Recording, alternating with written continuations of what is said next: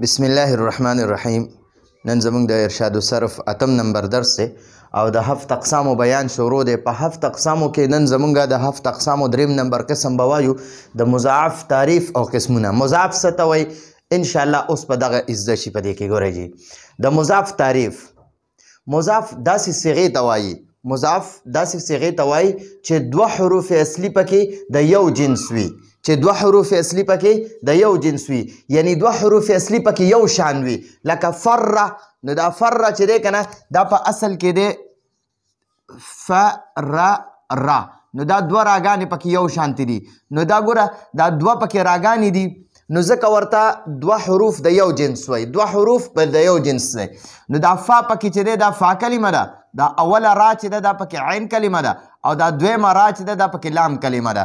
نو عین او لام دا دوه کلمې چې دي که نه دا پکې د یو جنس دي. نو دا فراره چې دی دا فره لیکلی کېږي. دا یو را چې ده د اولنۍ را مشدد شي او دا د دې را دا راتې بس ختمه شي، بس دا مشدد شي. نو د دې شد مطلب دا دی چې دا حرف دوه ځل دی.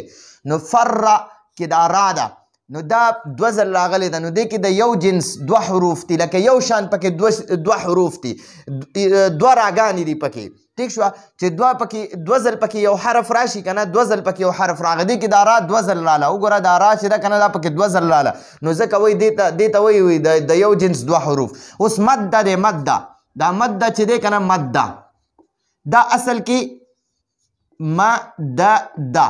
نو ګوره دا دال پکې دوه ځل راغی. نو ځکه وایي د یو جنس دوه حروف چې یو حرف په دوه ځل راشي که نه نو هغې ته مضاعف وایي. نو ګورئ په دې دا میم چې دی دا فا کلمه ده، دا اول دال دا عین کلمه ده، او دا دویم دال دا لام کلمه ده. فعله مدد بروزن فعله، مدد بروزن فعله. نو ګورئ دې کې دوه حروف راله، نو ځکه ورته مضاف وایي. دوه حروف پکې یو شان راله او حروف اصلي دي، حروف اصلي دي، زائد پکې نه دي. نو چې کله دوه حروف اصلي پکې د یو جنس وي، یعنی یو شان دوه حروف وي، که یو حرف پکې دوه ځل راشي نو دې ته وایي چې د یو جنس دوه حروف. د یو جنس دوه حروفو مطلب څه دی چې یو حرف پکې دوه ځل راغی. نو دې کې دا دال یو حرف دی، دا پکې دوه ځل راغی. په مدده کې دا دال یو حرف دی، نو دا پکې یو اول دال راغی او دویم دال راغی. نو مده دا دې ته مضاف وایي. نو تا ته اوس وایي مضاف داسې صیغې ته وایي چې دوه حروف اصلي پکې د یو جنس راشي. حروف اصلي څه ته وایي چې د فا یا د عین یا د لام برابر وي. که د فا عین لام مقابله کې وي، یعنی د فا عین لام برابر وي، نو دغې ته حروف اصلي وایي. چې د فا عین لام برابر نه وي نو هغې ته حروف زائد وایي. نو حروف اصلي، نو وګوره دې کې دا دواړه دالونه چې دي دا هم حروف اصلي دي او دواړه یو شان دي. یو حرف دوه ځل راغلی، یعنی دوه حروف اصلي پکې یو شان وي. لکه فره کې دا اصل کې دا فره دی فرره، او دا مده په اصل کې دی مدده. نو دې کې دوه یو شان حروف رالل، دې ته مضاف وایي. مضاف داسې صیغې ته وایي چې دوه حروف اصلي پکې د یو جنس وي. لکه دوه حروف اصلي پکې یو شان وي، یعنی یو حرف پکې دوه ځل راغلی وي. ٹھیک شوه، یعنی دوه حروف اصلي پکې یو شانتې وي، لکه فره او مده. ٹھیک شوه. اوس د مضاف بیا دوه قسمه دي. یو ته مضاف ثلاثي وایي، یو ته مضاف رباعي وایي. ثلاثي مطلب دا دی چې درې حروف اصلي والا ته ثلاثي وایي، او څلور حروف اصلي والا ته رباعي وایي. ٹھیک شوه. نو مضاف ثلاثي چې یاره درې حروف اصلي والو کې مضاف، او مضاف رباعي چې څلور حروف اصلي والو کې مضاف. نو اوس تا د مضاف ثلاثي تعریف کوي. مضاف ثلاثي داسې مضاف ته وایي، مضاف ثلاثي داسې مضاعف ته وایي چې په ثلاثي کې، یعنی ثلاثي درې حرفیزې کې درې حروف اصلي چې پکې وي هغه ته ثلاثي وایي. څلور حروف اصلي چې پکې هغه ته رباعي وایي.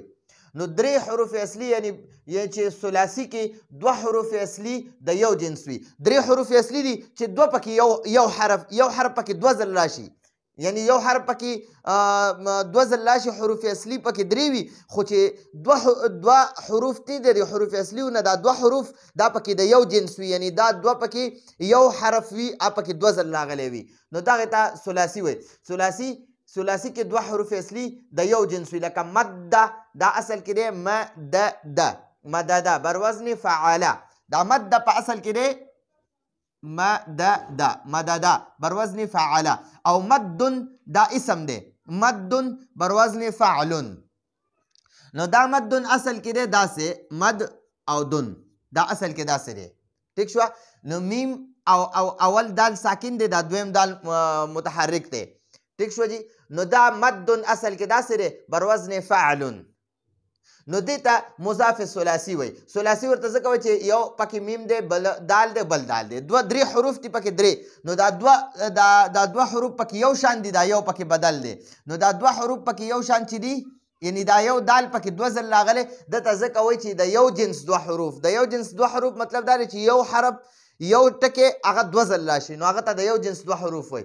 او دا حروف اصلي دي او ثلاثي ونه دي، نو ځکه دته مضاف ثلاثي وای. اوس مضاف رباعي څه ته وای؟ مضاعف رباعي داسې مضاعف ته وای چې په رباعي کې، رباعي مطلب څلور حروف اصلي وي، څلور حروف اصلي وي. ټیک شوه. په هغې کې به دوه حروف د یو جنس وي، یعنی دوه به یو ټکی به پکې یو حرف به پکې دوه ځلې راغلی وي. ټیک شوه. نو تا ته وایي چې مضاعف رباعي داسې مضاف ته وایي چې په رباعي کې دوه حروف اصلي د یو جنس وي، یعنی د یو جنس مطلب دا دی دا رباعي دي، څلور حروف دي پکې، څلور حروف اصلي دي، څلور حروف اصلي دي.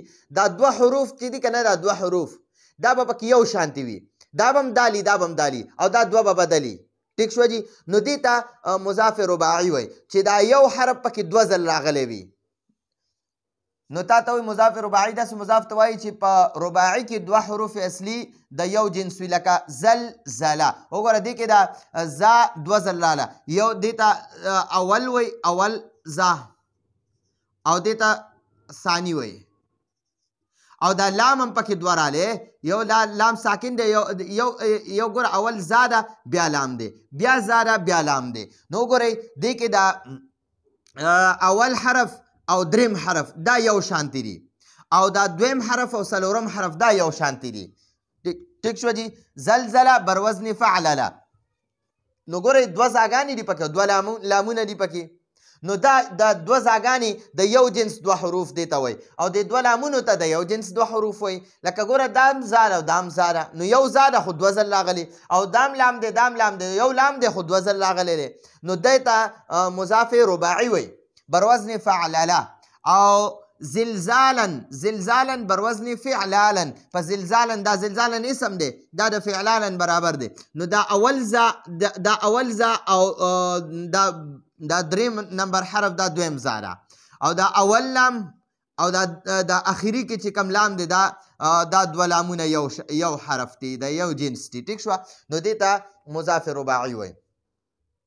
مضاعف هغه صيغې ته وایي چې هغې کې دوه یو شان ټکي وي، دوه پکې یو شان حروف راشي، لکه یا به پکې دوه دالونه راځي، یا به پکې دوه باګانې راځي، یا به پکې دوه راګانې راځي، چې یو حرف پکې دوه ځل راشي هغه ته مضاف وایي. چې یو حرف په یو صيغه کې دوه ځل راغلی وي که نه، هغه ته مضاف وایي. چې حروف اصلیو کې یو حرف دوه ځل راشي که نه، نو هغه ته مضاف وایي. ټیک شوه جي. اوس تا ته وایي د مضاف وجه تسمیه، چې د مضاف ته مضاف ولې وایي، دې ته ولې مضاف نوم کې ښودلی شوی. نو وجه تسمیه دې ته وایي، د مضاف وجه تسمیه، د مضاف وجه تسمیه. مضاف ته مضاف ځکه وایي، مضاف ته مضاف ځکه وایي چې د مضاف معنی ده دوګنه، یعنی دوه ځل یعنی دوه چنده کړی شوی. چې دوګنه مطلب دا دی چې ډبل مطلب دا دی چې دوه ځل پکې یو حرف راغلی وي. تا ته اوس وایي په اردو کې وایي دوګنه، مونږ په پښتو کې وایي دوه چند کړی شوی دی. ټیک شوه. نو په مضاعف کې هم دوه حروف اصلي د یو جنس وي، نو ځکه ورته مضاعف وایي. ټیک شوه جي. نو مضاعف دا ګورئ، د مضاف یو نقشه راته جوړه کړم. مضاف دا چې دی دا به یا ثلاثي وي، ثلاثي. ټیک شوه. دا به یا ثلاثي وي، او دا مضاف په یا رباعي وي. ثلاثي مطلب دا دی، ګورئ د ثلاثي مثال مثلا ګورئ فره چې دا په اصل کې دی را نو دوه ځل پکې یو حرف پکې دوه ځل راغی نو ده ته وایي د یو جنس دوه حروف یو حرف چې دوه ځل راشي نو هغې ته وایي د یو جنس دوه حروف نو فرارا بر وزن فعله فعله نو ګوره دا اوله فا د فا مقابله کې ده او دا فا او فا دا د یو بل ته مخامخ دي نو دې ته وایي دا فا د فا مقابله کې ده دا اوله را او عین دا یو بل ته مخامخ دي نو دې ته وایي دا را چې ده دا د عین مقابله کې ده او دا دویمه را او لام دا د یو بل مخامخ دي نو دې دویمې را ته د لام برابر لام مقابله کې وایي ټیک شوه چې دا اوله را د عین مقابله کې ده او دا دویمه را د لام مقابله کې ده ٹھیک شو دا د ثلاثي مثال شو په مضاف کې د ثلاثي مثال چې درې حروف اصلي وي فا عین لام چې د فا عین لام مقابله کې وي چې د فا عین لام ته مخامخ وي نو هغه به حروف اصلي چې فا عین لام ته مخامخ نه وي زائد وي تي نو هغه به حروف زائد هغې ته وایي او په مضاف کې چې حروف اصلي کې دوه یو شان حروف راشي نو هغې ته مضاف وایي او رباعي چې څلور حروف اصلي پکې وي او هغې کې دوه یو شان ټکي راشي دوه یو شان حروف راشي لکه مثلا ګورئ